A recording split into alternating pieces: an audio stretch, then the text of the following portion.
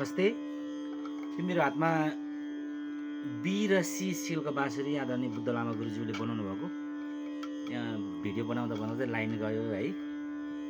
यो चाहिँ मलाई मेरो एकजना भाइले मलाई अत्यन्तै मेरो सुख दुःखमा सहयोग गर्ने भाइ हुनुहुन्छ। उहाँको नाम चाहिँ नभन्नु भन्नुभएको छ।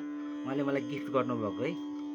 यो यति ठुलो उपहार मेरो लागि यो हिरा मोती भन्दा पनि अमूल्य छ, त्यसको कुनै मूल्य छैन। भाइलाई धेरै धेरै धन्यवाद छ।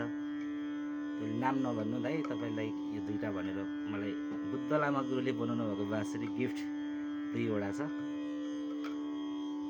यो मायाको लागि मेरो भाइलाई धेरै धेरै धन्यवाद छ।